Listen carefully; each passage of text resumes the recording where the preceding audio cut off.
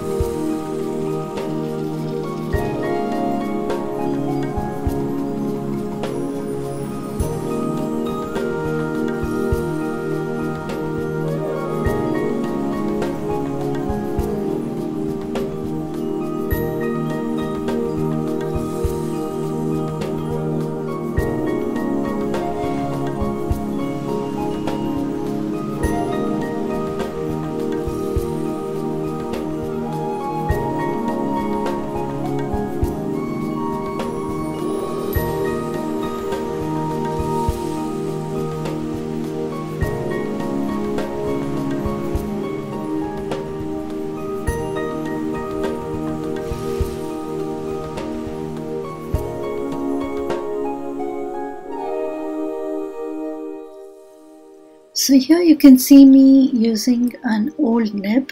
It's just a dip pen kind of a nib, and I'm using that to draw in the veins of the leaves. But you could do this with any sharp instrument. It could be a back of a brush, an old brush that you have sharpened to a good point, or it could be even just a gentle toothpick.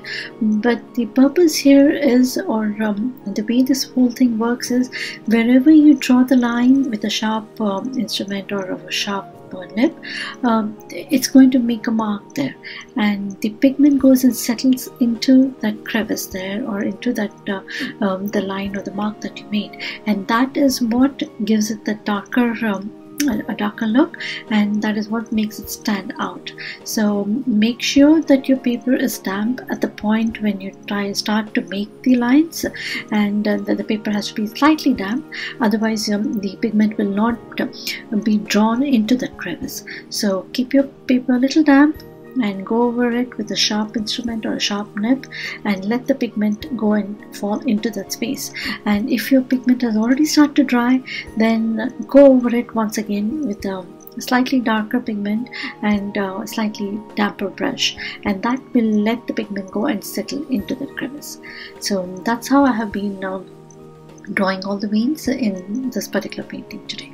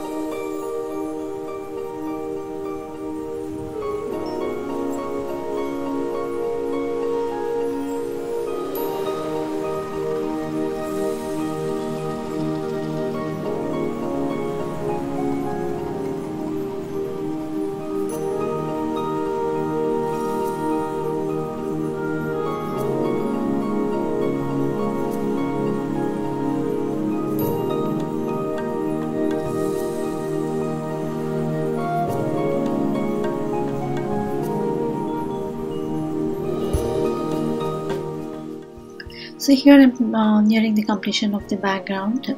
I'm trying to adjust the colors here, so I have started to attempt to color the deer in itself, so that I'll be able to better judge the background once my deer, which is what I want to bring to the forefront, and I want to push the fall colors to the background. So by approaching the focal image halfway through your painting, you'll be able to better judge if your colors and the values are adjusting with each other, or they're not clashing with each other, rather. So I have started to approach the deer, and I'm hoping to keep it slightly darker than the rest of the colors, so that the background colors tend to fade into the background and the deer comes to the forefront. So I just applied a light wash to the deer just to give myself a faint idea on how the actual focal image would look. And once again I started working on the background, and just to balance it a little bit, I have added a little bit of color, the same colors of course, towards the left of the deer. And then I go back and I finish the deer itself, and I have kept it more towards the brownish black because I really wanted it to pop off the page, since that's my focal image. So here once again you can see a closer view of the drawing of the veins using a dip nib.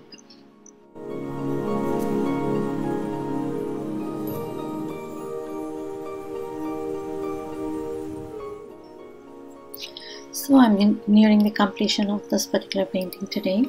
I really enjoyed it. It's just the beginning of fall colors, and I really love fall colors because it's one of my favorite seasons though. I love the dip in temperature and the colors of course. So hopefully I'll be bringing you many more of these over the next couple of months. And for today I have another one. Towards the end of this video you'll be able to see some stills of that one, and there I've used the same technique. It's the same color palette, and the only difference would be the sentiment and the wreath. Those are once again by Unity Stamp Company, and I believe they are from the kit of the month, if I'm not mistaken. I think they're from the August kit of the month. Either ways, I will be leaving a link below so that you'll be able to see it if you're interested in the kit of the month. But for now, I really hope you enjoyed today's video. I had a lot of fun, and hope to see you soon then. Bye bye. Thank you so much for joining today.